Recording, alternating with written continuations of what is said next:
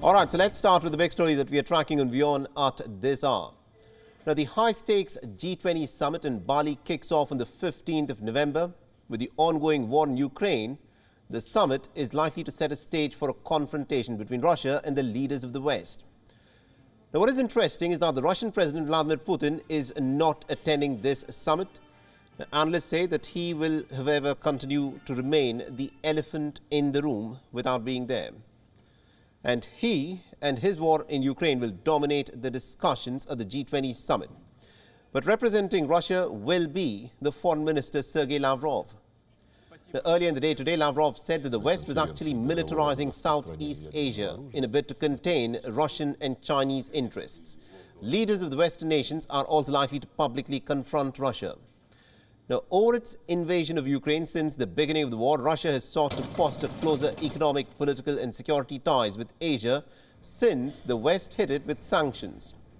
Western leaders are also likely to push for such Asian nations such as China and India to criticize Moscow's actions.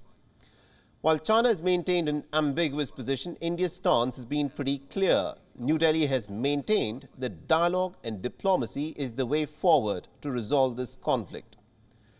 Now, before heading to Indonesia for the summit, Lavrov also took on the United States over its actions in Southeast Asia, which both Russia and the West see as a potential strategic geopolitical battleground in the coming years.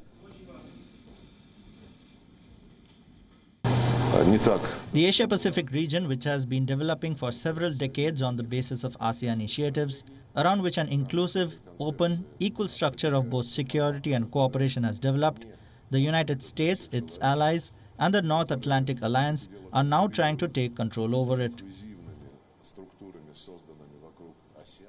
Now, Lavrov also added that Biden's Indo-Pacific strategy was actually an attempt to bypass the inclusive structures for regional cooperation and would involve the militarization of this region with an obvious focus on containing China and also containing Russian interests in the Asia-Pacific. Earlier, President Joe Biden had told the Southeast Asian leaders that the United States was committing to building a free and an open Indo-Pacific. Now, in the month of July this year, when the G20 foreign ministers meeting in Indonesia, Russia's top diplomat Sergei Lavrov stormed out of the talks after the Western powers criticized Moscow over its invasion of Ukraine. Lavrov called out the Western allies for straying almost immediately away from the global economic issues to the frenzied criticism of his country's military invasion into Ukraine. The summit that is set to begin on the 15th of November could, of course, witness yet another confrontation for Russia. The summit is a platform to portray Moscow and Beijing as the leaders of a global rebellion against the dominance of the United States and the West. And for the Western leaders, it is another chance to cast Russia and China as the two main global threats. All right, now to give us more insights in terms of how things are likely to play out at the G20 Summit from the 15th of November, we're being joined by William Courtney, who is joining us live from Washington, D.C. He's an adjunct senior fellow at the RAND Global Think Tank. Now, Mr. Courtney, thank you very much indeed for speaking to us here on WION. The question that I want to ask you is this. Now, the G20 Summit will be about many issues, but Russia's war in Ukraine is likely to take center stage. So when the leaders all gather for the G20 Summit, what do you think is likely to play out between Russia and the West? Well, the Western leaders are going to be forthright in their statements with regard to Russia's aggression in Ukraine. That aggression has led to hundreds of thousands of deaths thus far in the war, and the leaders of the West cannot sit by quietly in a meeting such as the G20 with Russia participating without talking about that. Now, the fact that, the leaders will in fact be sitting across the table with each other, do you think the leaders in the West, especially the United States, and also the Russian Foreign Minister Sergei Lavrov, who will be present there, do you think any effort will be made to try and bring this war in Ukraine to a conclusion? The G20 is not an appropriate forum to reach a diplomatic settlement or even to begin one. It involves too many actors that do not have direct roles in the conflict. But it would be an opportunity for countries to express their views and their concerns. For example, Russia and China and India have already had some dialogue in Samarkand a couple of months ago, in which Putin was embarrassed to have to say to Xi publicly that he understood that Xi had questions and concerns about the war. And Narendra Modi said that this is a time of peace, not a time of war. So both of those leaders embarrassed Putin.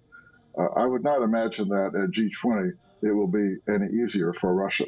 All right, very interesting there. Now, another interesting thing I want you to weigh in on, Mr. Courtney, is this statement by the White House, which has said that when Joe Biden meets with Xi Jinping at the G20 Summit, then he'll make it clear that the United States seeks no conflict and hopes to actually identify areas of cooperation between the United States and China. So if these two leaders, when they meet at G20, do you think the United States and China can actually sit across the table with each other and discuss points of convergence, considering what happened in the Taiwan Strait just a few months back? Yes, so there are issues of tension, certainly in the Taiwan Strait, but let's remember, the United States imports tens or hundreds of billions of dollars of Chinese goods. In stores in America, no American goes to the store without seeing Chinese goods. So there are a lot of opportunities for cooperation, including and protection of intellectual property, which is a sore point for the West in dealing with China. So there are potential areas of cooperation. Right, there are potential areas of cooperation, but the issue is the Chinese, of course, have is with the American policy of the containment of China. Do you think the Americans would be willing to put the policy of containment of China on the back burner to pursue the economic interests of these nations? The United States is willing to cooperate with its friends and allies, and it is, of course, doing this in several formats in East Asia, South Asia. I don't think the United States is prepared to diminish its cooperation with friends and allies unless China does something that suggests that such cooperation is no longer necessary. And I don't think anyone expects that. All right, we'll have to leave there. Thank you very much indeed, Mr. Courtney, for joining us and getting us all those insights there. You're welcome. WION is now available in your country. Download the app now and get all the news on the move.